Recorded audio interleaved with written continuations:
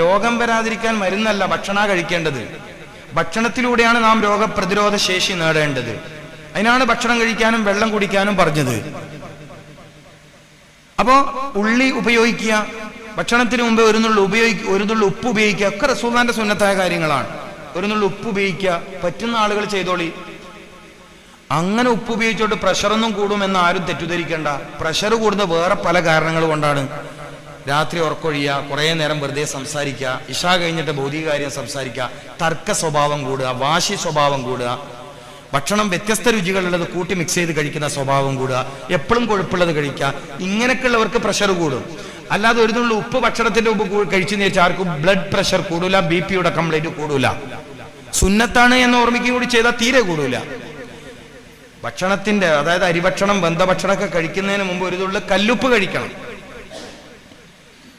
അങ്ങനെ ഒരുപാട് കാര്യങ്ങൾ നമുക്ക് പഠിക്കാനുണ്ട്, ഒരുപാട് കാര്യങ്ങൾ മനസ്സിലാക്കാനുണ്ട്. അള്ളാഹു തൗഫീഖ് ചെയ്യട്ടെ. അപ്പോ പുതിയൊരു നാട്ടിലെത്തിയാൽ അവിടുന്ന് ഉള്ളു കഴിക്കണം. അതുപോലെ വെള്ളം കുടിക്കുന്ന സമയത്ത് പച്ചവെള്ളം കുടിക്കലാണ് ഏറ്റവും നല്ലത്.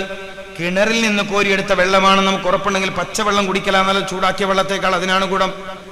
ഹൃദയത്തിനും എല്ലുകൾക്കും ശക്തി നൽകാൻ കഴിയുന്ന പച്ചവെള്ളത്തിനാണ്. ഹാർട്ടിന്റെ പവറ്, എല്ലുകളുടെ പവറ്, മസ്തിഷ്കത്തിന്റെ ശുദ്ധീകരണം, അങ്ങനെ ഒരുപാട് കാര്യങ്ങൾ പച്ചവെള്ളം കുടിക്കുന്നതിലൂടെ നമുക്ക് കിട്ടും. ശുദ്ധമായ വെള്ളം കുടിക്കണം. ഉച്ചയ്ക്ക് ശേഷം കൂടുതലായി വെള്ളം കുടിക്കണം. ഉച്ചയ്ക്ക് ശേഷം കൂടുതലായി വെള്ളം കുടിക്കണം. വെള്ളം കുടിക്കുന്നതിൽ അഴുക്ക് ചേർന്ന വെള്ളം കുടിക്കരുത്. പ്ലാസ്റ്റിക് ബോട്ടിലിൽ ഒരുപാട് കാലം സൂക്ഷിച്ചു വെച്ച വെള്ളം കുടിക്കരുത്. അതുപോലെ പെപ്സി, മിറണ്ട, 7up പോലത്തത് ഒഴിവാക്കിയ കുപ്പിയിൽ ചൂടുവെള്ളം ഒഴിച്ച് സ്കൂളിലേക്ക് പിള്ളേർക്ക് കൊടുക്കരുത്. നല്ല സ്റ്റൈലുള്ള കുപ്പിയാണ്, പിള്ളേർക്ക് ഇത് വലിയ ഇഷ്ടമായിരിക്കും. പെപ്സി, മിറണ്ട, 7up പോലത്തെ കോള പാനീയങ്ങൾ ഉപയോഗിച്ച പാത്രത്തിൽ ചൂടുവെള്ളം ഒഴിച്ച് സ്കൂളിലേക്ക് കൊടുത്തേക്കരുത്. ബിസ്ഫിനോൾ എന്ന് പറയുന്ന മാരകമായ രാസവസ്തു ഈ ചൂടുവെള്ളത്തിലേക്ക് അലിഞ്ഞു ചേർന്ന് പിള്ളേരുടെ പള്ളയിലെത്തും. ചെറിയ കുഞ്ഞുങ്ങൾക്ക് വയറ്റിൽ ക്യാൻസർ വരും. ഒരുപക്ഷെ പിന്നീട് കല്യാണം കഴിച്ച കുട്ടികളാവാത്ത രോഗം വരും. വന്യത, പ്ലാസ്റ്റിക് കുപ്പിയുടെ ഉപയോഗം കൂടിയതും ബ്രോയിലർ ചിക്കന്റെ ഉപയോഗം കൂടിയതും കേരളത്തിൽ കല്യാണം കഴിച്ച കുട്ടികളാവാത്ത രോഗം വർദ്ധിപ്പിച്ചു എന്നാണ് പഠനം. ഒന്നുകൂടി പറയട്ടെ, ബ്രോയിലർ ചിക്കന്റെ ഉപയോഗം കൂടിയതും പ്ലാസ്റ്റിക് ബോട്ടിലിന്റെ ഉപയോഗം കൂടിയതും കേരളത്തിൽ ഇൻഫെർട്ടിലിറ്റി, കല്യാണം കഴിച്ച കുഞ്ഞുങ്ങളാവാതാവുക എന്നുള്ള രോഗം വർദ്ധിപ്പിച്ചു. ക്യാൻസർ വർദ്ധിപ്പിച്ചു. മെലാനിൻ പോലത്തെ രാസവസ്തു, പ്ലാസ്റ്റിക്കിന്റെ ഒരു പ്രശ്നം എന്താ? മെലാനിൻ പോലത്തെ രാസവസ്തു. നമ്മൾ മനസ്സിലാക്കേണ്ട കാര്യങ്ങളാണ്. അപ്പൊ പരമാവധി ജീവിതത്തിൽ ശുദ്ധി പാലിക്കുക, കുടിക്കണ വെള്ളം സൂക്ഷിക്കുക.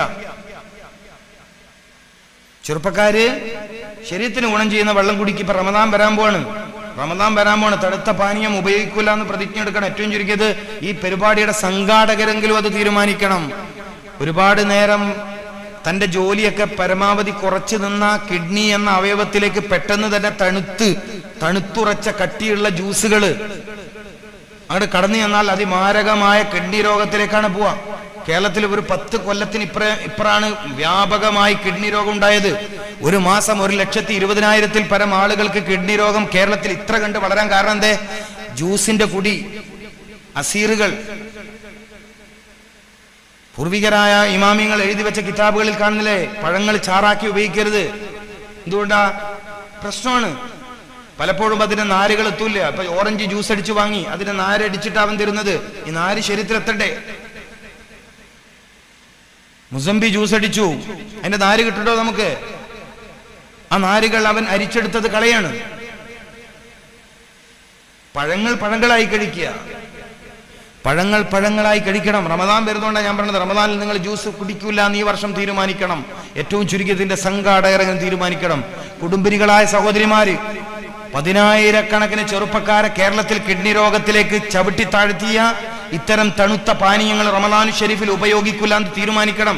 എനിക്കറിയില്ല ഇവിടത്തെ നോമ്പ് മുറി സമയത്ത് എങ്ങനെയാണ് ഇവിടുത്തെ പ്രയോഗം എന്ന് എനിക്കറിയില്ല. ഞങ്ങളുടെയൊക്കെ ഭാഗത്ത് നോമ്പ് മുറി സമയത്ത് ചൂടുള്ള കഞ്ഞി ഉണ്ടാവും, ചൂടുള്ള ചായ ഉണ്ടാവും, തണുത്ത ജ്യൂസ് ഉണ്ടാവും, നാരങ്ങാവെള്ളം ഉണ്ടാവും, പല കോലത്തുള്ള പാനീയങ്ങൾ ഉണ്ടാവും. നോമ്പ് മുറിക്കുന്ന സമയത്ത് ഇതിനൊന്നും പ്രസക്തിയില്ല. ഈത്തപ്പഴം, വെള്ളം, നിസ്കാരം, ദുആ, മഗ്‌രിബിന്റെ സമയത്തുള്ള ദുആഇന്റെ സമയം നഷ്ടപ്പെടുത്താണ്. തിന്നാനും കുടിക്കാനുള്ള ഉത്സാഹം പറഞ്ഞിട്ട് മസ്ജിദുകളിൽ നടക്കുന്ന നോമ്പ് തുറയിൽ വരെ ബാങ്കിന്റെ തൊട്ട് മുമ്പുള്ള അനുഗ്രഹീതമായ സമയത്ത് ദുആ ചെയ്യുന്ന ആളുകളെ കാണാനില്ല എന്ന്. റമദാൻ ഷരീഫിന്റെ ഓരോ പകലിന്റെയും അവസാന സമയം നോമ്പ് തുറയുടെ തോമ്പ് മുറിക്കുന്നതിന് തൊട്ട് മുമ്പ് ദുആന് ഇത്രയും ഫളായിലുള്ള ദുആന് ഇത്രയും ഇജാബത്തുള്ള സമയത്ത് അങ്ങോട്ട് വെക്കുക ഇങ്ങോട്ട് വെക്കുക, അതെടുക്കുക ഇതെടുക്കുക, അങ്ങോട്ട് കൊടുക്കുക ഇങ്ങോട്ട് കൊടുക്കുക, അടുക്കളയിൽ പെണ്ണുങ്ങൾ ചായ കാച്ച പാലൊഴിക്കുക, എന്ത് റമദാനാണെന്ന് മനസ്സിലാക്കിയിട്ട്, തിന്നാനും കുടിക്കാനുള്ള മാസമല്ല എന്ന് മനസ്സിലാക്കിയിട്ട്, ഇബാദത്ത് എങ്ങനെയാണ് ചെയ്യേണ്ടത് എന്ന് മനസ്സിലാക്കിയിട്ട് ഒരു ചിട്ട വരുത്തണം എൻ്റെ ഈ ഉമ്മത്ത് സമുദായം. ഇബാദത്തുകൾ എങ്ങനെയാ കൊണ്ടു നടക്കേണ്ടത്, ആരാധനാ മാസത്തെ എങ്ങനെയാ കൊണ്ടു നടക്കേണ്ടത്. തിന്നാനും കുടിക്കാനുള്ള കാര്യങ്ങൾ പറഞ്ഞു മഗ്‌രിബിന്റെ തൊട്ട് ബാങ്ക് കൊടുക്കണതിന് തൊട്ട് മുമ്പ് ദുആഇന് ഇജാബത്തുള്ള സമയത്ത് വളരെ ഭയഭക്തിയോടുകൂടി നോമ്പുറിക്കാനുള്ള ഈത്തപ്പഴവും വെള്ളവും വെച്ച് അള്ളാഹിന്റെ മുമ്പിലേക്ക് കൈ ഉയർത്തേണ്ട സമയത്ത് അത് കിട്ടിയോ ഇത് കിട്ടിയോ അപ്പുറം വെച്ചോ ഇപ്പുറം വെച്ചോ എന്ന് വർത്താനം പറഞ്ഞിട്ട് പള്ളിയിലടക്കം പിന്നെ എവിടെയാ ദീനുണ്ടാവേണ്ടത്? പള്ളിന്റെ മുറ്റത്ത് ദീനില്ലേ പിന്നെ എവിടെയാണ് ദീനുണ്ടാവുക? നിങ്ങൾ പറയും. പള്ളി പരിപാലിക്കുന്ന ആളുകൾ, പള്ളി നിയന്ത്രിക്കുന്ന ആളാണ് മറുപടി പറയേണ്ടത്. പള്ളിന്റെ മുറ്റത്ത് ദീനില്ലേ പിന്നെ എവിടെയാണ് ദീനുണ്ടാവുക? എന്നിട്ട് വീട്ടുകാരെ കുറ്റം പറയാം, നാട്ടുകാരെ കുറ്റം പറയാം. പള്ളിയിൽ ദീൻ ഹയാത്താക്കാൻ കഴിയില്ല പിന്നെ എവിടെയാണ് ദീൻ ഹയാത്താക്കാൻ കഴിയുക? പള്ളികളിൽ ദീനിന്റെ ശൈലി ഇല്ലെങ്കിൽ പിന്നെ എവിടെ ദീനിന്റെ ശൈലി ഉണ്ടാക്കാൻ പറ്റുക? വലിയ പന്തല് കെട്ടുക നല്ലതാ, സമൂഹമായിരുന്ന് നോമ്പുറക്കലൊക്കെ നല്ലതാണ്. അതിന്റെ പേരിൽ ആളെ കൂട്ടാൻ പറ്റുമെങ്കിൽ അതൊക്കെ നല്ലതാണ്. പക്ഷേ ഷറഫാക്കപ്പെട്ട മഗ്‌രിബിന്റെ സമയത്ത് ദുആ എന്ന പ്രസക്തമായ കാര്യത്തെ എന്തിനാ മാറ്റിവെക്കണത്? എന്ത് മാനദണ്ഡം വെച്ചിട്ടാ മാറ്റിവെക്കണത്? നോമ്പ് തുറയും നോമ്പ് ഇസ്ലാമിൻ്റെതാണ്, നോമ്പ് മുറിയും ഇസ്ലാമിൻ്റെതാണ്. അതിന് മുൻഗാമികളുടെ ഒരു ശൈലി നോമ്പ് മുറിക്കുന്ന ആളുകൾ പഠിച്ചു വെക്കണം. അള്ളാഹു ഈ വർഷത്തെ റമദാനു ഷരീഫിലെ മഗ്‌രിബിന്റെ നേരം പൂർവികർ എങ്ങനെയാണോ മഗ്‌രിബിനെ ഉപയോഗപ്പെടുത്തിയത് അതുപോലെ ഉപയോഗപ്പെടുത്താൻ ഇവിടെയുള്ള മസ്ജിദിന്റെ അഹ്ലുകാർക്കും മൊത്തം മസ്ജിദിന്റെ അഹ്ലുകാർക്കും അള്ളാഹു തൗഫീഖ് നൽകട്ടെ. ദ്വാരക്കാണ്, സങ്കടം കൊണ്ട് ദ്വാരക്കാണ്. ഈ ഉമ്മത്ത് അതിന്റെ സാംസ്കാരിക കേന്ദ്രത്തിൽ മർക്കസിൽ ഉമ്മയാണ് മസ്ജിദ്. ഇസ്ലാമിക സമൂഹത്തിന്റെ മർക്കസിൽ ഉമ്മ, ഈ ഉമ്മത്തിന്റെ സാംസ്കാരിക നിലയമാണ് മസ്ജിദ്. അവിടെ ദീൻ ഹയാത്താവണം. അത് കണ്ടിട്ട് ചുറ്റുള്ള വീടുകളിൽ ദീൻ ഹയാത്താവണം. അതിന്റെ ചുറ്റുള്ള വീടുകളിൽ ദീൻ ഹയാത്താവണം. അള്ളാഹു അങ്ങനെ ഒരു അസുലഭ മുഹൂർത്തം. പള്ളിന്റെ അടുത്ത് വീടെടുക്കാൻ പറഞ്ഞ എന്തോട്ടാ? വീടെടുക്കുമ്പം കന്നിമൂല നോക്കാനല്ല പറഞ്ഞു, പള്ളിന്റെ അടുത്ത് വീടെടുക്കാനാ പറഞ്ഞ. കന്നിമൂല, കഞ്ഞിന്റെ വെള്ളം കുടിക്കാനല്ലേ കന്നിമൂല. ഇല്ലാത്ത അന്ധവിശ്വാസവും അനാചാരവും പറഞ്ഞ് മനുഷ്യന്മാരെ ഇടങ്ങറാക്കണം. കന്നിമൂല കിതാബ് പറയാത്ത കാര്യം അതാ നോക്കണതേ. പെണ്ണുങ്ങന്മാർക്ക് ഭയങ്കര സംഭവം. കന്നിമൂല കക്കൂസ്, അവിടെ തന്നെ കക്കൂസാക്കണ്ട്. ഇല്ലാത്ത അന്ധവിശ്വാസത്തിന് പ്രചാരം കൊടുക്കുക. അതിലൊക്കെ എന്താ ഷർത്ത്, അതിലൊക്കെ എന്താ പിടുത്തം, എന്തായി കൗമ കാണിക്കൊടുത്ത്? വീടെടുക്കണം കന്നിമൂല, വീടെടുക്കുമ്പോൾ പള്ളിന്റെ അടുത്തെടുക്കുക, കോലായി വലുതാക്കുക. കോലായി എന്ന് പറഞ്ഞാൽ എന്താ ഇവിടെ പറയാം? ആള് കയറി വരുന്ന സ്ഥലം വലുതാക്കുക, റൂം ചെറുതാക്കുക. ഇതൊന്നും ആർക്കും വിഷയമല്ല. കോലായി ഒരു ഓട്ടോറിക്ഷ വെക്കാൻ പോലും കഴിയില്ല. അജാതി ചെറിയ കോലായി, ഇതൊന്നും വന്ന് ഇരിക്കണ്ട, മതി. വർക്ക് സ്ഥലമില്ല, ബർക്കത്ത് ഉണ്ടാവില്ല, വീട്ടിൽ ബർക്കത്ത് ഉണ്ടാവില്ല. വീടെടുക്കുമ്പോൾ കോലായിക്ക് നീളം വേണം. പഴയകാലത്തെ വീട് കണ്ടില്ല നിങ്ങൾ? പഴയകാലത്തെ വീടിന് ഏറ്റവും വലുത് കോലായി, അടുക്കള, മനുഷ്യന്മാർ ഇരിക്കുന്ന സ്ഥലം, എല്ലാവരും വന്നിരിക്കുന്ന സ്ഥലമൊക്കെ വലുത്. ഇവന്റെ കെട്ടിയോൾ ഉറങ്ങുന്നതോ ചെറിയ റൂം. നിങ്ങൾ പഴയ കാലത്തെ മാളിക വീട് ഇപ്പോഴും നോക്കിക്കോളി. ഇപ്പം വീട് വലിയ ബെഡ്റൂം വലുത്, അതിനേക്കാൾ വലിയ ബാത്റൂം. ആകെയുള്ള മെയിൻ പരിപാടി അതാണ്. വലിയൊരു ബെഡ്റൂമും അതിനേക്കാൾ വലിയൊരു ബാത്റൂം, എന്നിട്ട് ബാത്ത് അറ്റാച്ച്ഡ് റൂം. ഒന്നും അറിയില്ല, പറഞ്ഞിട്ട് കാര്യം. അറിവില്ല, എവിടെയോ പണയം വെച്ച് ആരാന്റെ പിറകിൽ അറിവില്ലാത്തവൻ ചെയ്യുന്ന കാര്യം നോക്കി ഓന്റെ ബാക്കിൽ നമ്മൾ കൂടി. നമ്മൾ ഖുറാന്റെ അഹ്ലുകാരാണ്. ഖുറാൻ നോക്കിയോ? ഇല്ല. ഹദീസ് നോക്കിയോ? ഇല്ല. ഇൽമുൽ ഹൻദസ നോക്കിയോ? ഇല്ല. അപ്പൊ ഇൽമുൽ ഹൻദസ എല്ലാം പിന്നെ എന്തിനാ? അത് കിതാബൊന്നും മൂലമാർ ഒരു 5-6 മാസം ഓതിയിട്ട് അങ്ങനെ പൂട്ടിയോ വർക്കത്തിൽ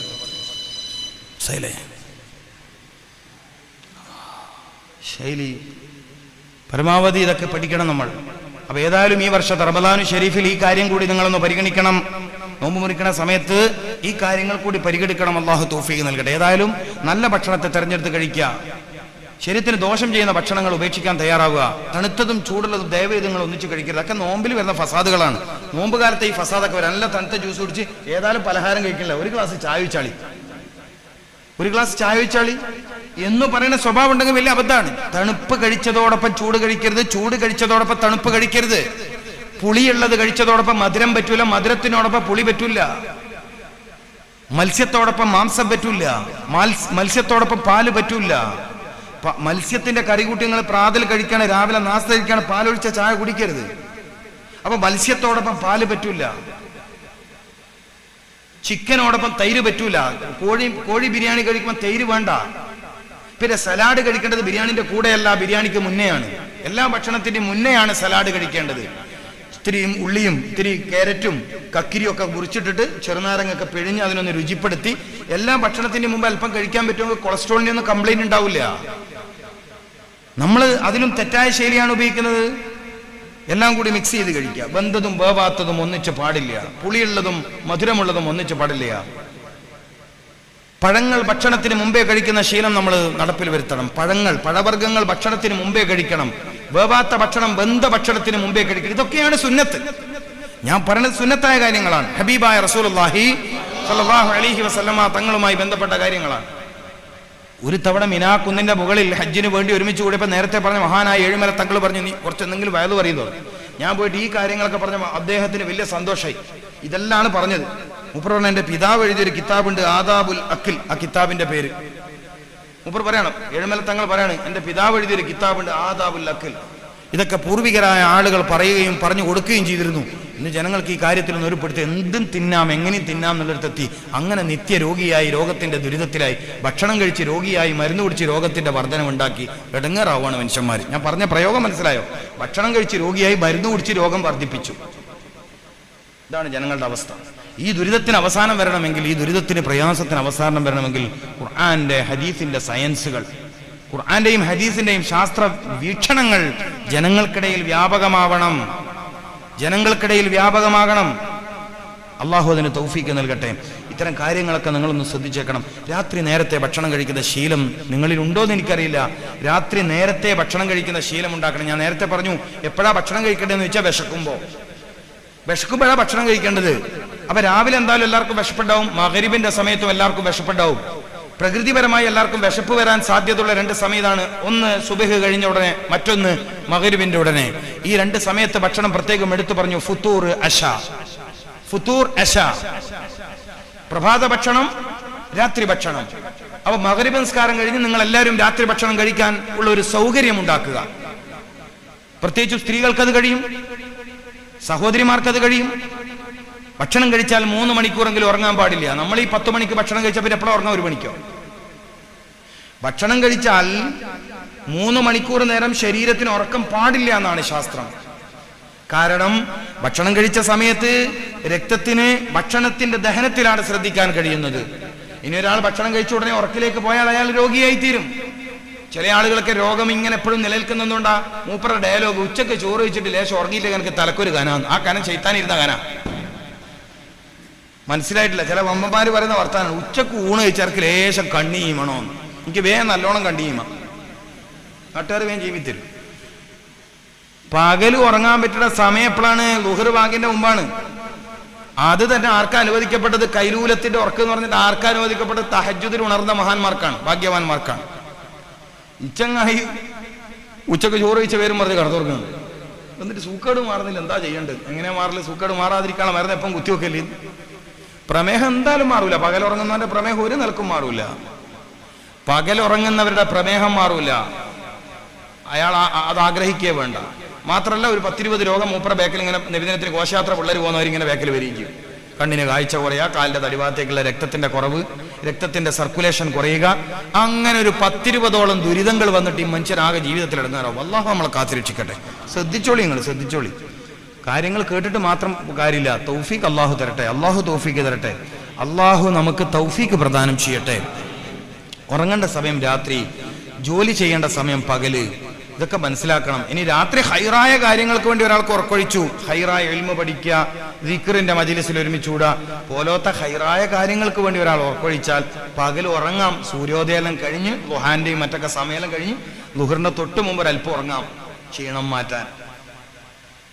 അത് ഹൈറായ കാര്യത്തിന് അത് പ്രത്യേകം സൂക്ഷിക്കണം. കല്യാണത്തിന്റെ തലേന്ന് ഉറക്കൊഴിഞ്ഞാലല്ല, അങ്ങനെ ഒരു ഉറക്കൊഴിയലൊന്നും ദീൻ തേടിയില്ല. കല്യാണത്തിന്റെ തലേന്ന് ഉറക്കൊഴിയൽ, മൈലാഞ്ചിന്റെ ഉറക്കൊഴിയൽ, മനസ്സിലായില്ലേ?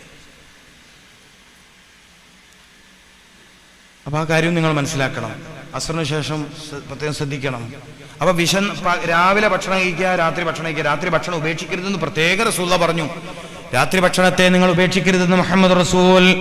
അത് നിങ്ങളിലേക്ക് വാർദ്ധക്യത്തെ വലിച്ചു കൊണ്ടുവരും. രാത്രി ഭക്ഷണത്തെ ഉപേക്ഷിക്കുന്നത് വാർദ്ധക്യത്തെ നിങ്ങളിലേക്ക് വലിച്ചുകൊണ്ടുവരും. നിങ്ങൾ ചെറിയ പ്രായമാണ്, വയസ്സന്മാരെ സ്വഭാവം വരും, ശരീരത്തിന്റെ ശക്തി ഇല്ലാണ്ടാവും.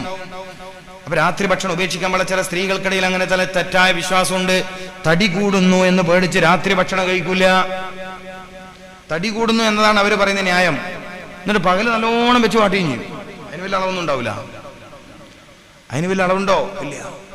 രാത്രി ഭക്ഷണം ഉപേക്ഷിക്കരുത്, പ്രഭാത ഭക്ഷണവും ഉപേക്ഷിക്കരുത്. ഇത് രണ്ടും വലിയ അപകടമാണ്. ആ കാര്യം നിങ്ങൾ ശ്രദ്ധിക്കണം. ധാന്യങ്ങൾ കഴിക്കുമ്പോൾ തവിട് കളയാത്ത ധാന്യങ്ങൾ പറ്റുമെങ്കിൽ നിങ്ങൾ ഉപയോഗിക്കുക. പറ്റാത്തവരോട് നമുക്കിത് പറയാന്നല്ലാതെ. മൈദ പരമാവധി ഭക്ഷണത്തിൽ നിന്ന് ഒഴിവാക്കി. കേരളത്തിൽ പ്രമേഹത്തെ വർദ്ധിപ്പിച്ചത്, ഗൾഫുകാരെ രോഗികളാക്കിയത് മൈദയുടെ ഫുഡാണ്. ഗൾഫുകാരനെ രോഗിയാക്കിയത് കുബൂസാണ്. ഓൻ അവസാനം ഒരു ബുദ്ധൂസ് വരുന്നതാണെന്നില്ലേ എല്ലാം മതിയാക്കിയിട്ട്. എന്താ കാര്യം? രാത്രി ജോലിയെല്ലാം കഴിഞ്ഞ് കുടുംബക്കാർ എപ്പോഴും നെയ്ച്ചോറ് ഇറച്ചിക്കറിയും അല്ലേ, പിള്ളേർ ബിസ്ക്കറ്റ്. എന്താണ് ഗൾഫുകാരന്റെ ഇവിടുത്തെ ജീവിതം? കുടുംബത്തിന്റെ അവനോ അവിടുത്തെ ജീവിതം എന്താണ്? പാവം. ഇങ്ങനെ അട്ടിക്കട്ടില് ഒരുത്ത തായാലും ഒരുത്ത മുകളിൽ. തായാലുള്ള നാടെല്ലാം സ്വപ്നം കണ്ടിട്ട് ഇങ്ങനെ എണീച്ച് പോയാൽ തല മുകളിൽ കുത്തിയിട്ട് സിക്കുകാരന്റെ മുഴ തലക്ക്. അമ്മാതിരി കട്ടുമല ഇവൻ കിടക്കണ് ഗൾഫിൽ. രാവിലെ ചായ ഉണ്ടോ? രാവിലെ ചായ ഒന്നുമില്ല. എണീച്ചോള പല്ലേച്ചോള പണിക്കുവന്ന വഴിക്കുന്ന് അസീറും സാൻഡ്വിച്ചും കിട്ടി. നാട്ടിൽ വന്ന പോലെ ഷെയ്ഖ് റാഷിദിന്റെ പുതിയാപ്പിള്ള കളിയാ കളിക്കുക. ക്ലീൻ ഷേവെല്ലാക്കി കാറ് വാടകയൊക്കെ എടുത്തിട്ട്. നാട്ടിൽ വന്ന ഇവന്റെ കളി കണ്ടില്ലേ? സാരില്ല, അപ്പം കളിക്കട്ടോ, എനിക്കൊരു സന്തോഷം കിട്ടുന്ന കാര്യമില്ല, ഞാൻ കുറ്റപ്പെടുത്തുന്നില്ല. പക്ഷെ അവന്റെ അവിടുത്തെ ജീവിതം വളരെ വിഷമാണ്. അത് ഇവിടുത്തെ കുടുംബക്കാർ മനസ്സിലാക്കണം, നാട്ടുകാർ മനസ്സിലാക്കണം. വലിയ വിഷമാ. 98% ആളുകളും ചെറിയ ജോലി ചെയ്ത് ബക്കാലകളിൽ, ഗ്രോസറികളിൽ വളരെ പ്രയാസം. പെരുന്നാളിന് വരെ ലീവില്ല പാവങ്ങൾക്ക്. പെരുന്നാളിന് ലീവില്ലാത്ത ദുനിയാവിൽ ആരെങ്കിലും ഉണ്ട്? എന്നിട്ട് ഇവിടുന്ന് സ്കൂൾ 2 ദിവസം പൂട്ടിയില്ലെങ്കിൽ ഫേസ്ബുക്കിൽ എഴുത്ത്. ഓണത്തിന് കുറേ ലീവ്, എന്താ ക്രിസ്മസിന് കുറേ ലീവ്, നമ്മളെ പെരുന്നാൾക്ക് മാത്രം 2 ലീവ്. ഗവൺമെന്റിന് ഒരു എഴുത്താ ചെറുപ്പക്കാരുടെ. ഇന്റെ അറബി നാട്ടിൽ എനിക്ക് ജോലിക്ക് ലീവ് ഉണ്ടാ? ഇന്റെ അറബി നാട്ടിൽ ഉണ്ടോ? എന്നിട്ട് സർക്കാർ പെരുന്നാൾക്ക് 2 ലീവ് ആസി കൊടുത്തില്ലെങ്കിൽ അതിന് ചീത്ത. ക്രിസ്മസിന് 10 ലീവ് കൊടുക്കണില്ലേ? ചോദ്യം. ക്രിസ്മസിന് 10 ലീവ് കൊടുക്കണില്ലേ? ഓണത്തിന് 10 ലീവ് കൊടുക്കണില്ലേ? കൊടുത്തോട്ടോ പെരുന്നാൾക്ക് ലീവ് വേണ്ടെന്ന് നമ്മളെ അഭിപ്രായം. ഒന്നും വേണ്ട, പോട്ട്. പുതിയ കുപ്പായിട്ടാണ് സ്കൂളിൽ പോവാം. ഈ പുതിയ കുപ്പായം വാങ്ങാൻ വേണ്ടി പൈസ വന്നാൽ ഓനിക്ക് അന്നും ബക്കാലെ പണിയാണ്. സൈക്കിളിലെ മുകളിൽ ഇങ്ങനെ ഓടുകയാണ്. അങ്ങനെ കഷ്ടപ്പെട്ടുണ്ടാക്കിയ പൈസ നാട്ടിലേക്ക് വരുന്നുള്ള അള്ളാഹു അവർക്കൊക്കെ ആഫിയത്ത് പ്രദാനം ചെയ്യട്ടെ. ദീർഘായുസ് കൊടുക്കണേ തമ്പുരാന്. വലിയ പ്രയാസമാണ്. അവരെ കുടുംബക്കെ സമ്പത്ത് വളരെ, അവരെ മക്കളൊക്കെ വളരെ സൂക്ഷിച്ചു വേണം. ഉപ്പ ഗൾഫിലാണെങ്കിലും എങ്ങനെങ്കിലും ജോലി എന്താണെന്നറിയണം. എല്ലാവരും പാലസിൽ ജോലിയൊന്നും കിട്ടുന്ന ആളെന്നല്ലേ. എല്ലാവരും മറ്റേ യൂസുഫ് അലി ഒന്നല്ല, ഗഫാർ മുഹമ്മദ് അലി ഷെട്ടിയൊന്നല്ല. എല്ലാവരും പലരും സാധാ ഗ്രോസറിയിൽ, ബക്കാലയിൽ പണിയെടുത്ത് ഒഴിവുള്ള സമയത്ത് വേറെയും പണിയെടുക്കും. പാർക്കിലൊക്കെ പോയിട്ട് റീചാർജ് കൂപ്പൺ വിൽക്കുക. എന്താ മനസ്സിലാക്കിയത്? എന്നിട്ട് പള്ളിക്കാർ പിരിവ് എൻ്റെ അടുത്ത് പോവാം, മാഷിൻ്റെ അടുത്ത് പോകില്ല. സ്കൂളിൽ നിന്ന് ഓനിക്ക് ഓണത്തിന് ലീവിന് വരെ പൈസ ആയിരിക്കും സ്കൂളിലെ മാഷിന്. ഓൻ്റെ അടുത്ത് പിരിവിനൊന്നും വരിങ്ങനെ പോകില്ല. ഗൾഫുകാരൻ വന്നവാ ഓൻ്റെ പൈസ തീരുന്നതിന് മുമ്പ് പോണേ, ബന്ധപാട് റെസീറ്റ് അതിന് ക്ലിയർ ആയിട്ട് വലിയൊരു നീളമുള്ള റെസീറ്റ് ഓനിക്ക് കൊടുക്കാനുണ്ടാവും. നാട്ടുകാർക്ക് ചെറിയ റെസീറ്റാണ് കൊടുക്കുക. പുതിയ കാലത്ത് ഭക്ഷണത്തിന് ശേഷമോ മുമ്പൊക്കെ ഇത്തിരി പഴം കഴിക്കുമെന്നല്ലാതെ പഴം മാത്രം ഭക്ഷണമായി കഴിക്കുന്ന ആളുകൾ നമ്മളിലില്ല. മനസ്സിലായോ നിങ്ങൾക്ക്? പഴം മാത്രം ഭക്ഷണമായി കഴിക്കുന്ന ആരാ ഉള്ളേ? നിങ്ങൾ ഈ സാഹസിലാരിലുണ്ടോ? അങ്ങനെ കഴിക്കണം. രാവിലത്തെ ഭക്ഷണം പഴഭക്ഷണമാക്കി നോക്ക് നിങ്ങൾ. ഇത്രയും ദിവസത്തേക്കാൾ ഉണർവോടെ, ഉഷാറോടെ, ആരോഗ്യത്തോടെ ജോലി ചെയ്യാൻ കഴിയും. ഇത് പറയുമ്പോൾ മഹാനായ വെളിയങ്കോട് ഉമർ ഖാദി റളിയല്ലാഹു തആല അൻഹു എന്ന മഹാവൈദ്യശാസ്ത്ര പണ്ഡിതനെ ഓർമ്മിക്കുന്നു ഞാൻ. തബറുക്കിനു വേണ്ടി അവിടുന്ന് പഠിപ്പിച്ച ഇൽമ് ഞാൻ ഈ സദസ്സിൽ വെക്കുകയാണ്. അതും തബറുക്കിനു വേണ്ടിയാണ്. നിങ്ങളുടെ പ്രഭാത ഭക്ഷണം ഏറ്റവും നന്നായി പഴുത്ത് തൊലികറുത്ത നേന്ത്രപ്പഴവും ഈത്തപ്പഴവുമായാൽ പിറ്റേ ദിവസം വരെ നിങ്ങൾ ഭക്ഷണം കഴിച്ചില്ലെങ്കിലും ശരീരത്തിന് രോഗം വരൂല. ഭക്ഷണം കഴിക്കാത്തത് കൊണ്ടുള്ള രോഗം വരൂല. അപ്പൊ ഏറ്റവും ഉണർവുള്ള പകലുകൾ, ഏറ്റവും ഉഷാറുള്ള പകലുകൾ, ഏറ്റവും എനർജറ്റിക്കായ ശാരീരികാവസ്ഥ ഉണ്ടാവണമെങ്കിൽ ഒരു ദിവസത്തിലെ ഏതെങ്കിലും ഒരു സമയം പഴഭക്ഷണം കഴിക്കണം. അതിനേറ്റവും നല്ലത് പ്രഭാതത്തെ തെരഞ്ഞെടുക്കലാണ്. അത്താഴത്തെക്കുറിച്ച് സൂചിപ്പിച്ചപ്പോൾ നബി സല്ലല്ലാഹു അലൈഹി വസല്ലമ തങ്ങൾ പഴത്തെക്കുറിച്ച് സൂചിപ്പിച്ചു. ഷഹ്റു റമദാൻ വരാൻ പോവുകയാണ്. അത്താഴം കഴിക്കാതെ നിങ്ങളിൽ ആരും നോമ്പെടുക്കരുത്.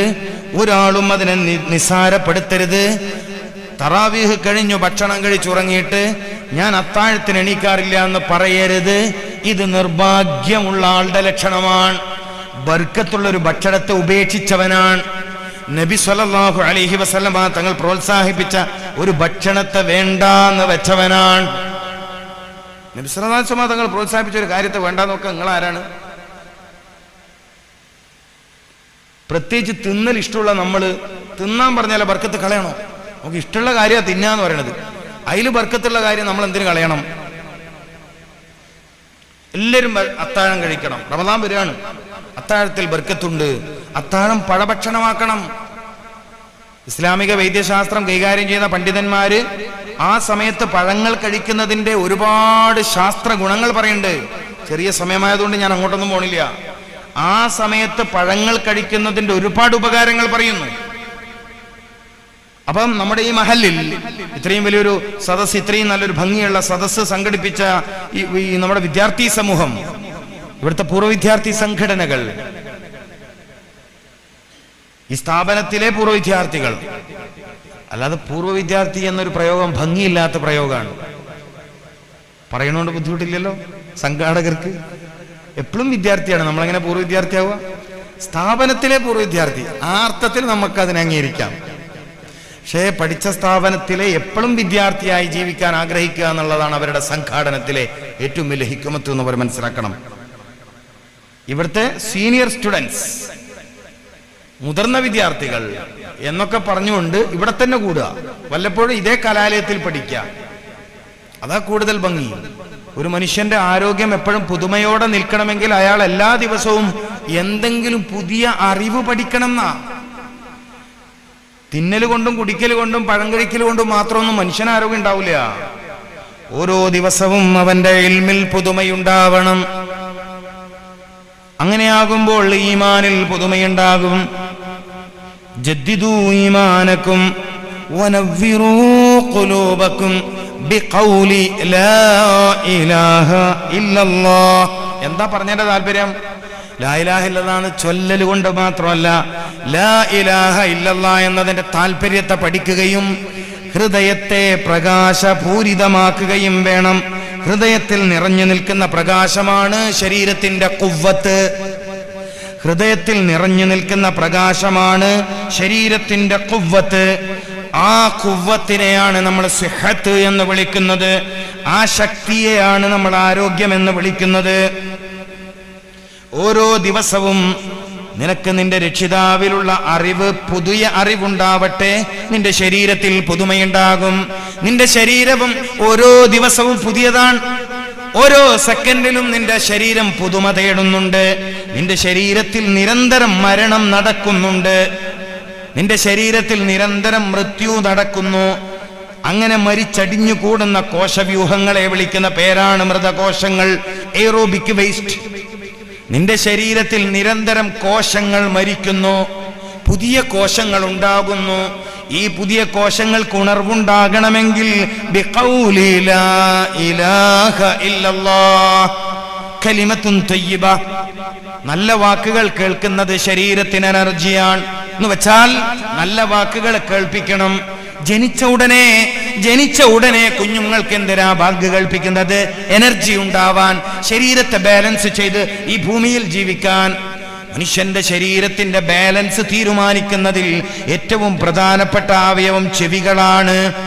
ഹബീബായ റസൂലുള്ളാഹി സല്ലല്ലാഹു അലൈഹി വസല്ലമ തങ്ങൾ ജനിച്ച ഉടനെ വലത് ചെവിയിൽ ബാങ്ക് കേൾക്കാൻ, ഇടത് ചെവിയിൽ ഇഖാമത്ത് കേൾക്കാൻ പഠിപ്പിച്ചെന്തിനാ?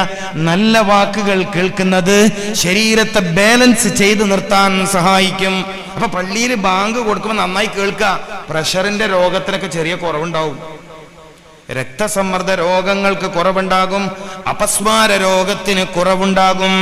എന്താ ചെയ്യാൻ പറഞ്ഞത്? ബാങ്ക് കൊടുക്കുമ്പോ അങ്ങോട്ട് ശ്രദ്ധിക്കാന്ന്. ബാങ്ക് കൊടുക്കുമ്പോ ശ്രദ്ധിക്കാം. ബാങ്ക് കൊടുക്കുമ്പോ അനങ്ങാതിരിക്കണം. എന്തിനാ മതം പഠിപ്പിച്ചത്?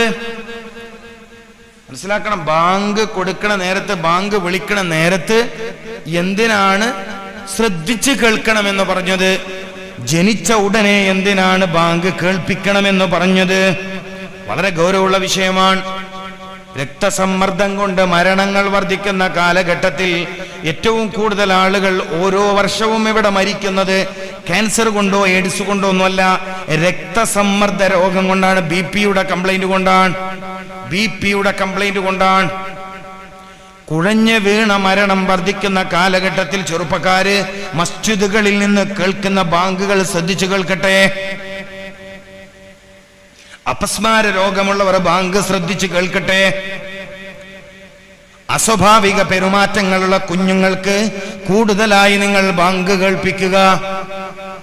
വികൃതി കൂടുതലുള്ള കുട്ടികൾക്ക് കൂടുതലായി ബാങ്ക് കേൾപ്പിക്കുക. അപ്പൊ നല്ല വാക്കുകൾ, നിന്റെ ശരീരത്തിന്റെ താല്പര്യം നല്ല വാക്കുകൾ കേൾക്കലാണ്. ഓരോ സമയത്തും നിന്റെ ശരീരത്തിൽ പുതുമ സംഭവിക്കുന്നു. അടിസ്ഥാനത്തിൽ നീ പുതിയ പുതിയ കാര്യങ്ങൾ പഠിച്ചുകൊണ്ടിരിക്കണം. പലർക്കും ശാരീരിക ക്ഷമത കുറഞ്ഞു പോവാനുള്ള ഒരു പ്രധാന കാരണം മറ്റൊന്നെന്താണ്? പഠനം നിർത്തലാണ്, ഇൽമ് നിർത്തി എന്നതാണ്. ഇൽമിന്റെ വഴി ഉപേക്ഷിച്ചു എന്നാ. നമ്മുടെയൊക്കെ സമൂഹത്തിൽ ഉലമാക്കളെ കാണില്ലേ, പണ്ഡിതന്മാരെ കാണില്ലേ? ഞാൻ ഇങ്ങോട്ട് വരുമ്പോ ഇവിടെ ഉസ്താദ് പറഞ്ഞു ഏഴിമല തങ്ങളൊക്കെ ഞങ്ങളെ നാട്ടിൽ വന്നിട്ടുണ്ട്. ഏഴിമല തങ്ങൾ എന്ന് പറഞ്ഞ വലിയ വന്യ വയോധികൻ, അല്ലാഹു മരിച്ചുപോയി ഖബർ വിശാലമായി കൊടുക്കട്ടെ. മൂപ്പര് ആ മഹാനുഭാവന്റെ ഏറ്റവും വലിയ പ്രത്യേകത എന്താ? കിതാബ് നോക്കിക്കൊണ്ടേയിരിക്കുക. ഒരു തവണ ഹജ്ജ്, പരിശുദ്ധ ഹജ്ജ് ആ മഹാനുഭാവന്റെ കൂടെ നിർവഹിക്കാൻ അവസരം ഉണ്ടായി. ഞാൻ കൂടുതൽ സമയവും അദ്ദേഹത്തെ കണ്ടത് ഗ്രന്ഥങ്ങൾ, കിതാബുകൾ പരിശോധിക്കുന്നതായിട്ടാണ്. ഹജ്ജിന്റെ അമലിന്റെ ഭാഗമായി മിനാ ടെന്റിൽ ദിവസങ്ങൾ താമസിക്കണം. ഈ താമസത്തിന്റെ വേളയിൽ പലരും ഖുർആൻ ഓത്ത്, ദിക്ർ ചൊല്ലുക പോലത്തെ കാര്യങ്ങൾ ചെയ്യുമ്പോൾ മഹാനായ മർഹൂം ഏഴുമല തങ്ങൾ ചെയ്യുന്നതാണ് കിതാബുകൾ. ജിദ്ദയെന്നും മറ്റു കുത്തുബഖാനകളിൽ നിന്നൊക്കെ ഇങ്ങനെ ശിഷ്യന്മാര് അറിയുന്ന ആള് കിതാബ് കൊണ്ട് കൊടുക്കുകയാണ്. നമ്മളൊക്കെ ഹജ്ജിനും ഉംറക്കും മറ്റൊക്കെ പോയ മുട്ടായി, ആ ഈത്തപ്പഴം ഇതൊക്കെ കൊണ്ടുതരാം ജനങ്ങള്. തങ്ങൾക്ക് സ്നേഹത്തോടെ കൊണ്ടു കൊടുക്കുന്ന കിതാബാണ്. മൂപ്പറിങ്ങനെ കിതാബ് നോക്കുകയാണ്. എത്ര വയസ്സുള്ള സമയത്ത്? 10:45 പരം ഹജ്ജ് ചെയ്യാൻ ആരോഗ്യത്തോടെ മൂപ്പര് നല്ല റാഹത്തിൽ ചെയ്യാൻ എനർജി.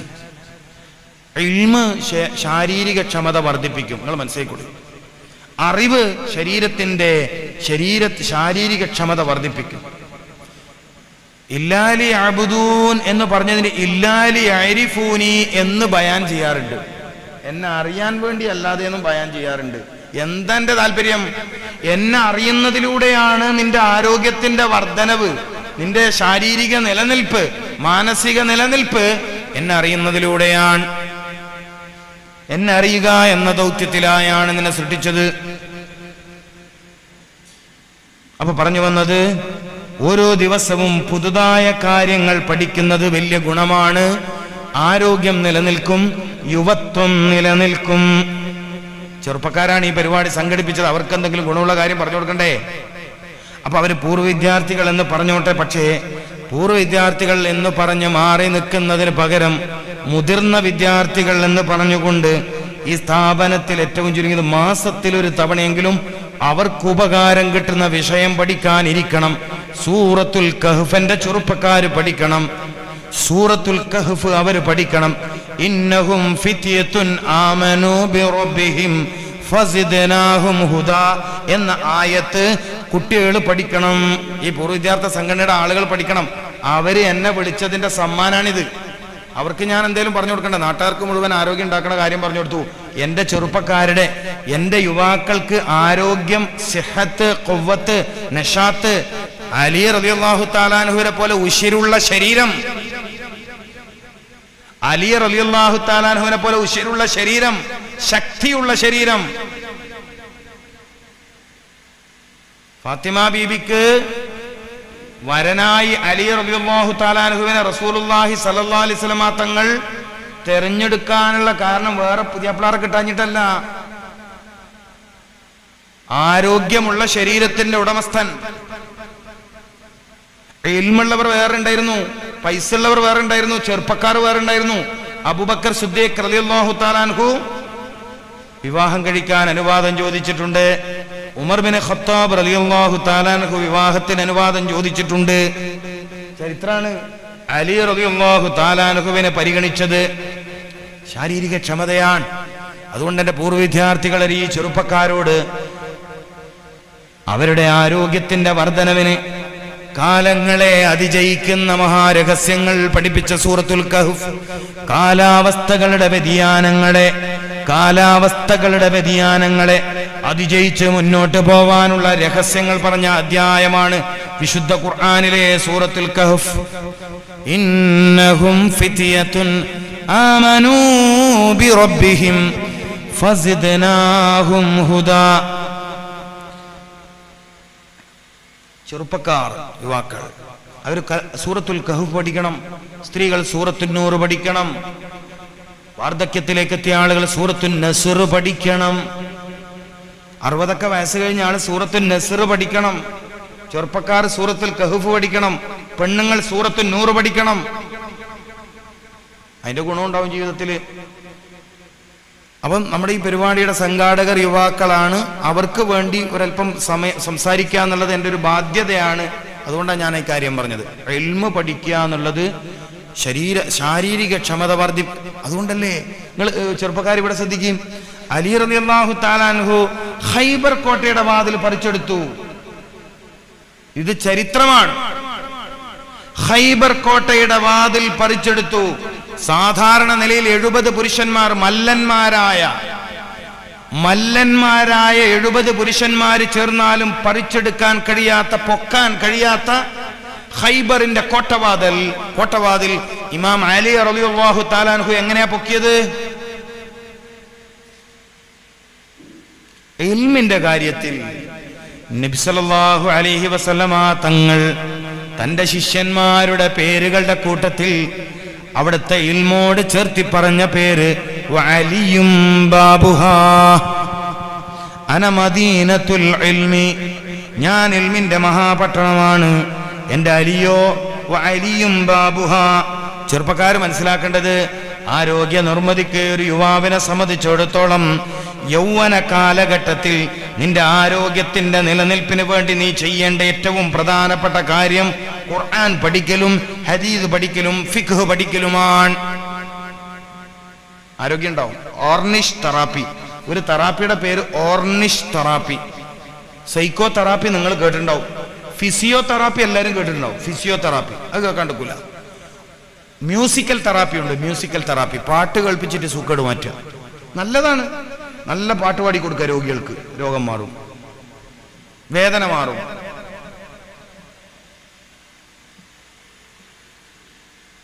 സുഗന്ധം ആസ്വദിച്ച് രോഗം മാറും. പല കാരണങ്ങളുണ്ട്. ഇതിലൊരു വേറെ വഴിയാണ് ഓർണിഷ് തെറാപ്പി. നല്ല പുസ്തകങ്ങൾ വായിച്ചുകൊണ്ട് രോഗങ്ങൾ മാറ്റാം. തീരെ ചെലവില്ലാത്ത കാര്യമല്ല ഇത്. നല്ല പുസ്തകങ്ങൾ വായിച്ച്, ഈ നല്ല പുസ്തകങ്ങളിലെ നല്ല ആശയങ്ങളിൽ ഇവന്റെ ഹൃദയം ചിന്തിച്ച്, ആ ചിന്തിക്കുന്ന സമയത്ത് ഇവനിൽ ഉണ്ടാകുന്ന പോസിറ്റീവ് എനർജികൾ ശരീരത്തിലെ രോഗാണുക്കളെ ഇല്ലായ്മ ചെയ്യും. അങ്ങനെ ഇവൻ ആരോഗ്യത്തിലേക്ക് തിരിച്ചു വരാൻ കഴിയും. ആരോഗ്യത്തിലേക്ക് തിരിച്ചു വരാൻ കഴിയും.